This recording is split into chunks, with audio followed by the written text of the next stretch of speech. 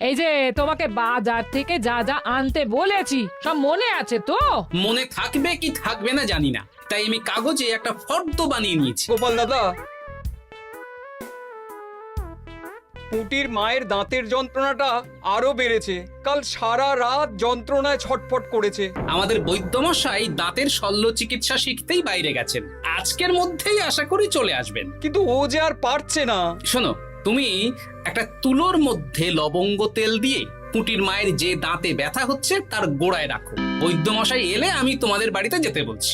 আচ্ছা গোপাল দাদা। যাই, বাজার থেকে চটপট ঘুরে আসি, এরপর আবার রাজসভায় যেতে হবে।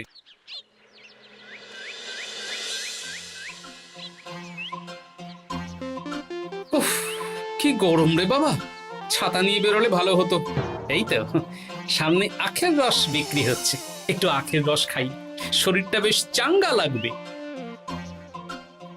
ভাই, আখের রস কত করে দিচ্ছ? 1 ভাঁড় 10 আনা গোপাল দাদা। দাও দেখি 1 ভাঁড়। আরে, এই যন্ত্রটা কিন্তু দারুণ। ওই আমাদের রাজ্যের বিজ্ঞানী মশাইয়ের অবদান।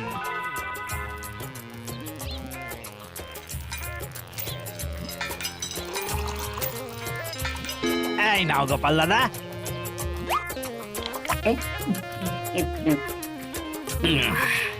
আহ, শান্তি। এই নাও ভাই, তোমার 10 আনা।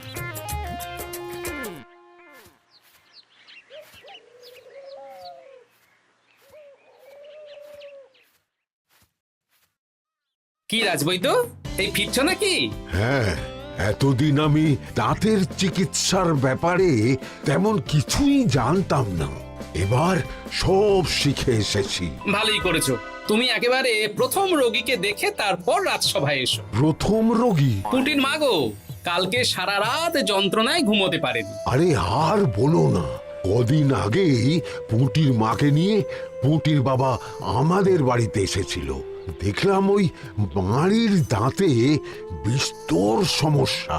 সেই জন্যে দাঁতের শল্য চিকিৎসা শিখতে চলে গেলে? ঠিক তাই, আমি ব্যথা কমার পথ্য দিয়ে এসেছিলাম। দেখি এবার দাঁতটা তুলেই দিতে হবে। তাহলে তুমিও পুটিদের বাড়িতে যাও, আমি বাড়িতে থলে রেখে আসছি। আজ না হয় দুজনে একটু দেরি করেই রাজসভায় যাব। বেশ বেশ।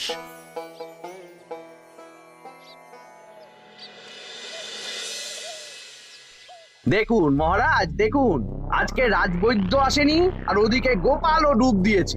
এই আনন্দে আমাদেরও ছুটি দিয়ে দিন মহারাজ।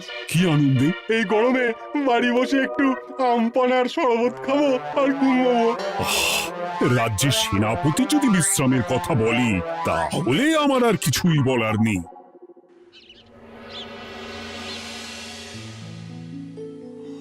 এই তো দাঁতটা পুরো পোকায় খেয়ে নিয়েছিল। এখন দুদিন কোনো কথা বলা যাবে না, শুধু জল বা তরল জাতীয় খাবার খাবে।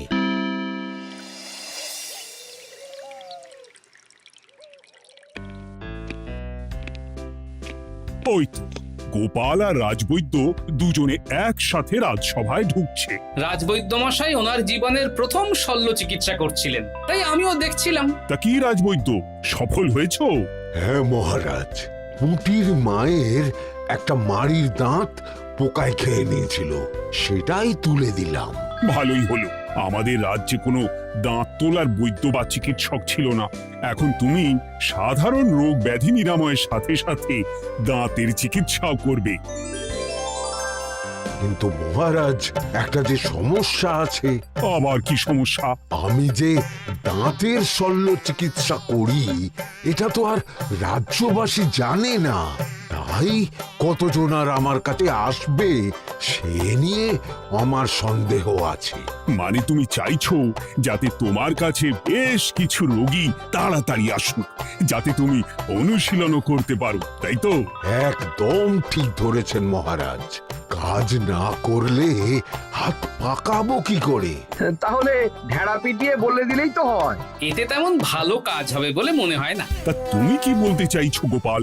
প্রচার হবে, কিন্তু একটু অন্যভাবে। কিভাবে? আজ বিকেলে আমি রাজবৈদ্যর হয়ে প্রচার করব, শুনে নেবেন। বেশ। শুনুন শুনুন শুনুন, আমাদের কৃষ্ণনগরের রাজবৈদ্য এখন দাঁতের শল্য চিকিৎসাও করছেন। যারা যারা আমাদের রাজবৈদ্যের কাছে দাঁত তোলাবেন তাদের দাঁত তোলার পরে দুদিন কোনো শত্রু থাকবে না। চিকিৎসার সময় সকাল 7টা থেকে সকাল 10টা পর্যন্ত।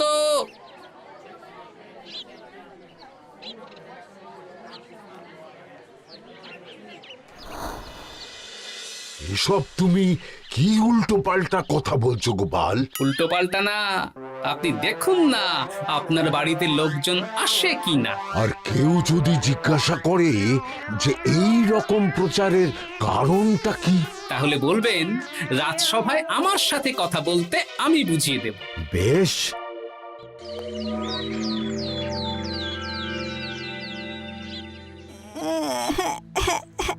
তোকে বারবার বলি এত মিষ্টি গুড় কাঠি খাস না। কি করবো বাবা, কি ব্যথা।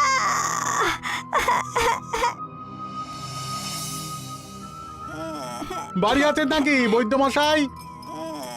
হ্যাঁ, আছি আছি। এই আমার ছেলেটার না দাঁতে খুব ব্যথা দুদিন ধরে। দেখছি। তা আপনাকে তো এই রাজ্যে আগে দেখিনি। আমি পাশের রাজ্য থেকে আসছি। শুনলাম আপনার কাছে দাঁতের শল্য চিকিৎসা করালে আগামী দুদিন কোনো শত্রু থাকবে না। ঠিকই শুনেছেন। বেশ, তাহলে বলুন কেন থাকবে না? আগে চিকিৎসাটা করি, তারপর বলছি।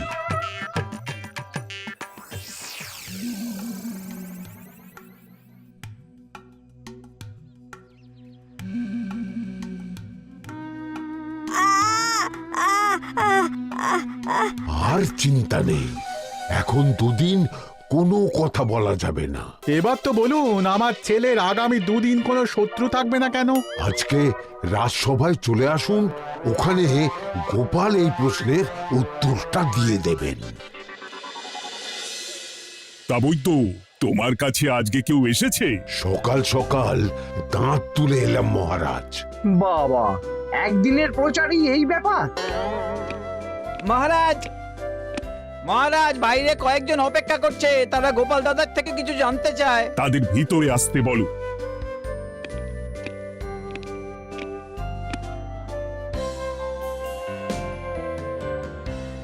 আজ আমার ছেলে বৈদ্যমশাইয়ের কাছে একটা দাঁত তুলিয়েছে। আমি জানতে চাই প্রচার অনুযায়ী আমার ছেলের নাকি আগামী দুদিন কোনো শত্রু থাকবে না, সেটা কেন বলা হয়েছে?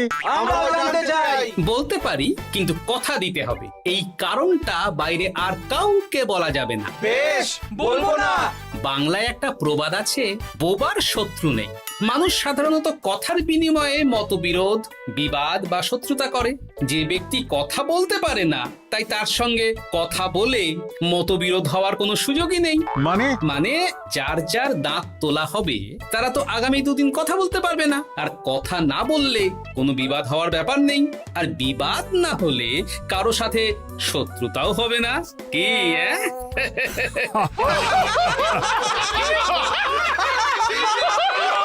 এই জন্যই তুমি হাসির রাজা গোপাল ভাঁড়। কে তোমার কথা শুনতে যাবে? একদিন না হয় প্রচারের চমকে এলো, এরপর কিভাবে আসবে শুনি? এরপর রাজবৈদ্যের সুনামেই লোকজন ছুটে ছুটে আসবে।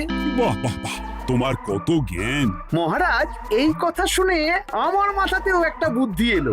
অল্প পুঁজিতে শুধু প্রচারের জোরে এত রোজগার করব না, গোপাল হাঁ করে দেখবে।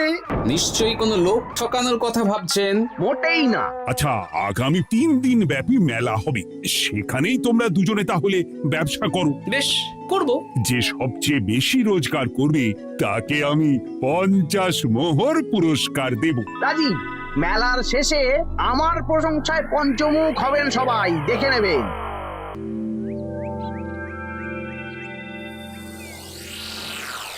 খুব তো বড় মুখ করে বলে এলেন যে ব্যবসা করবেন মেলার মাঠে। তা আপনি কি ব্যবসা করবেন শুনি? ভাগ্য পরীক্ষার দোকান দেব। মানে আমি বিভিন্ন মেলায় দেখেছি যে একটা দোকানে নিচের দিকে হেলানো অবস্থায় একটা পাতলা কাঠের পাটাতন থাকে। সেই পাটাতনের উপরে 1 থেকে 6 অবধি সংখ্যা লেখা থাকে, তাই তো? হ্যাঁ, যারা মেলায় ভাগ্য পরীক্ষা করতে আসবে তাদের ফাঁপা লোহার 6টা বল দেয়া হবে। যদি ওই 6টা বলই 6 নম্বর লেখা খোপের মধ্যে ঢোকাতে পারে তাহলে প্রথম পুরস্কার পাবে। আমিও ওটারই দোকান দেব, কিন্তু শুধুমাত্র একটাই পুরস্কার থাকবে। 6টা বল 6 নম্বর খোপের মধ্যে ফেলে কেউ যদি 36 করতে পারে তাহলে সে পাবে 100 মোহর উপহার। আরে খেলার জন্য কত মোহর লাগবে? 1 মোহর। আপনি কিন্তু জেনে বুঝে বিপদ ডেকে আনছেন।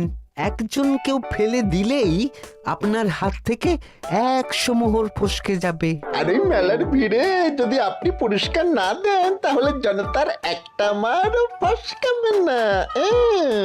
আরে সেই জন্যই তো তোদের পোষা। তোদের মধ্যে যে কোনো একজন ওই কাঠের পাটাতনের নিচে লুকিয়ে থাকবি। যখনই দেখবো কেউ 36 করে ফেলছে আমি গলা ঠাকরাবো আর তোরা কাঠের পাটাতনটা হালকা করে নিচ থেকে নাড়িয়ে দিবি। এটা তো দারুণ বুদ্ধি। কি বলছো গোপাল, তুমি আখের রসের দোকান দেবে? হ্যাঁ, এই গরমে আখের রসের বেশ চাহিদা। তোমার বানানো ওই যন্ত্রের চাকা ঘোরাবো আর আমার ভাগ্যের চাকা ঘুরবে। সে ঠিক আছে, আমার কয়েকটা যন্ত্র বানানোই আছে। তুমি না হয় মেলায় ব্যবহার করো 3 দিন। ব্যাস, আর চিন্তা নেই। এবার শুধু জমিয়ে আখের রস বিক্রি করব, সাথে বিভিন্ন মশলা, বরফ আর পাতিলেবুর রস দেব।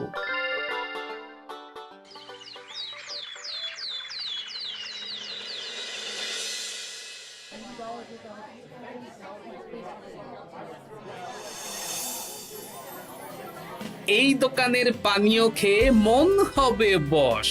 গোপাল ভাঁড় নিয়ে এসেছে ঠান্ডা আখের রস। আরে গোপাল দাদা, তুমি আখের রস বিক্রি করছো? ঠান্ডা আখের রস কত করে গো গোপাল দাদা? 1 ভাঁড় মাত্র 10 আনা। 6 ভাঁড় দাও। এক্ষুনি দিচ্ছি। আসুন আসুন আসুন, সবাই আসুন। আসুন আসুন আসুন, এদিকে আসুন, এদিকে আসুন, ভাগ্য পরীক্ষা করুন। 1 মোহরে 100 মোহর।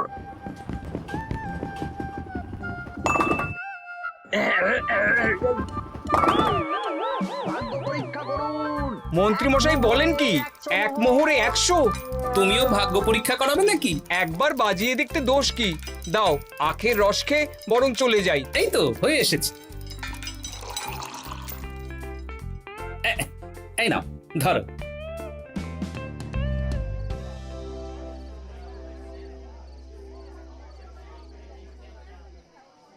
কি মন্ত্রী, ব্যবসা কেমন চলছে? ভালোই। আপনি একবার ভাগ্য পরীক্ষা করে দেখবেন নাকি মহারাজ? না না না, আমি এসবে নেই। জানি আপনার কাছে 100 মোহর নস্যি, তবুও 1 মোহরের বিনিময়ে চেষ্টা করে দেখুন না। আচ্ছা, এত করে বলছো যখন, দেখি। 1 মোহরে 6টা বল। বাবা বাবা বাবা, দেখুন মহারাজ চেষ্টা করে।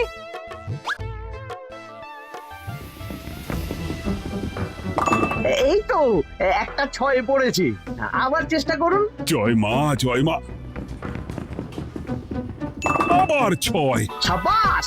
দেখুন হয়ে যেতে পারে, আর তো মাত্র 4টে বাকি। দেখি তৃতীয়টা।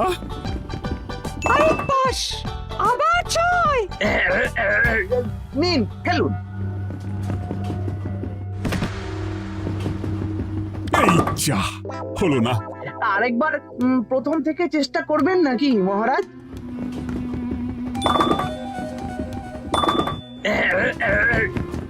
না, এবারেও হলো না।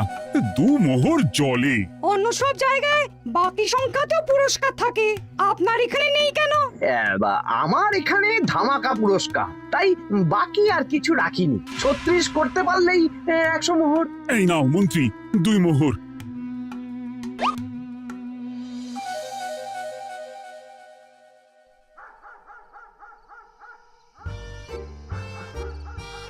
কি মন্ত্রী মশাই, আর তো মেলায় লোকজন নেই, বাড়ি যাবেন না? তুমি যাও না, আমি একটু পরে যাব। বেশ, আমি এগোলাম। গোপাল আর মন্ত্রী, তোমাদের কার কেমন রোজগার হয়েছে একদিনে?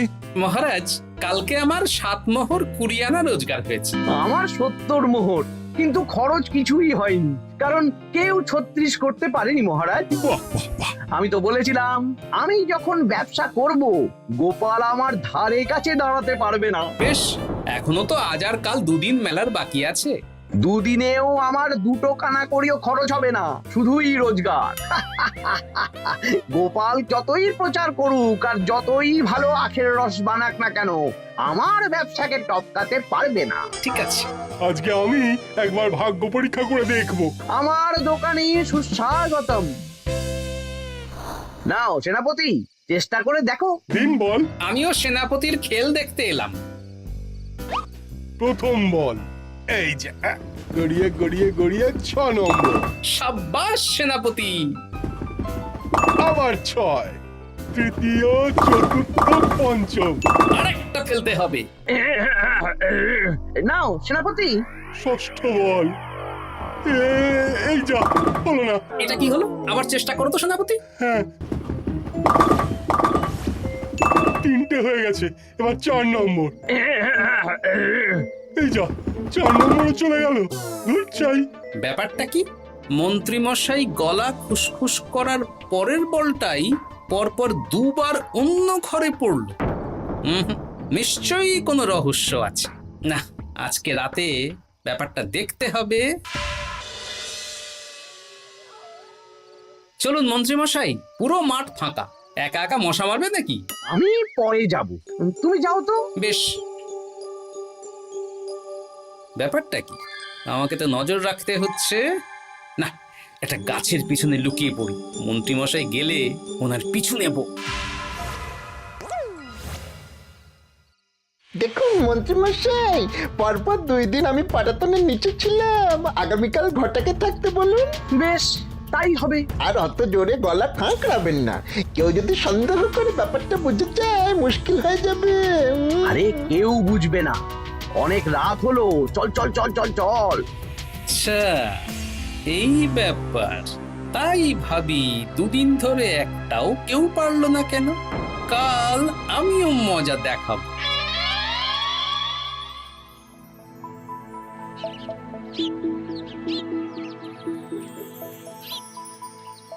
বাবা চলে এসেছেন দেখছি। এত চাহিদা না আমার এই ভাগ্য পরীক্ষার, তাই আগে আগে চলে এসেছি। মন্ত্রীমশাই, আপনাকে মহারাজ এক্ষুনি ডাকছেন। এখন কেন? সে তো জানি না, চলুন।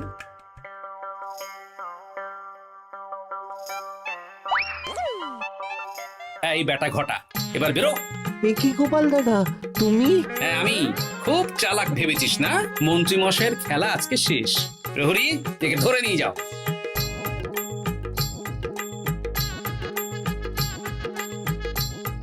বিজ্ঞানী, তুমি তোমার চুম্বক নিয়ে এসেছো তো? হ্যাঁ, এবার 6 নম্বরের নিচে একটা টান টান করে সমান রেখা টানতে হবে, আগা থেকে গোড়া অবধি। তুমি তো সব সকালে বুঝিয়েই দিয়েছো, দাঁড়াও দাগটা টেনে নি। একদম 6 নম্বর খোপ অবধি যাচ্ছে, সেই অনুযায়ী টান টান করে দাগ টানো। টানছি, তুমি বাইরে নজর রাখো। নজর রাখছি। কাজ হয়ে গেছে, তুমি একবার অনুশীলন করে দেখে নাও। হ্যাঁ দেখছি। শুরু করো। শুরু করছি। একদম পাক্কা আছে। দূর, কেউ ডাকেনি, অকারণে সময় নষ্ট করলো। কতগুলো খদ্দের ফিরে গেছে কে জানে। কি হলো মন্ত্রী মশাই, এত রাগ কিসের? রাগ হবে না, ওরই বেটা আমার সাথে মজা করছিল। বেশ অনেকজন খদ্দের ফিরে গেল, আমার কত ক্ষতি হয়ে গেল। আমি খেলে আপনার ক্ষতিপূরণ দিতে পারি। কি, তুমি খেলবে? হ্যাঁ, ভাগ্য পরীক্ষা করতে দোষ কোথায়? ওই তো বেশ কয়েকজন সভাসদেরা আসছেন, সবার সামনেই খেলবো। তাহলে শুরু করি। হ্যাঁ, শুরু করো। এই বল যা, 6 নম্বরে যা। আরে বাস, গোপালের ফেলাপল তো গড়ালো না, সোজা 6 নম্বরে চলে গেল। এই দেখুন, আবার যাবে। বলকে আমি বলবো, বল কথা শুনবে। এই বল যা তো, 6 নম্বরে যা। আবার 6, আবার 6। আবার 6। কি, এটা কি হচ্ছে? যা বল, এটাও 6 নম্বরে যা। আবার 6, 100 মোহর। হ্যাঁ, এটা কি করে হলো? দিন মন্ত্রী মশাই, 100 মোহর দিন। ইয়ে, না মানে মন্ত্রী দাও বলছি। আমি আবার খেলবো। ছয়। আবার 6। আবার 100 মোহর। আর নেই। এই ঘটা, আর কি করছিসটা কি? ঘটা নেই মন্ত্রীমশাই, আমি আছি। আর আছে আমার চুম্বক। মানে মানে তোমার কারসাজি ধরা পড়ে গেছে মন্ত্রী। গোপাল আমাদের সব বলেছে। আপনি যেমন ছলনা করে ভাগ্য পরীক্ষার ব্যবসা করছিলেন, তেমনি গোপালও ছলনা করে আপনার ব্যবসা উল্টে দিল। তাহলে শেষমেশ কে জিতলো? হাসির রাজা, জ্ঞানীর রাজা, রসিক রাজা গোপাল ভাঁড়। লোকের ভাগ্য পরীক্ষা করছিলাম আর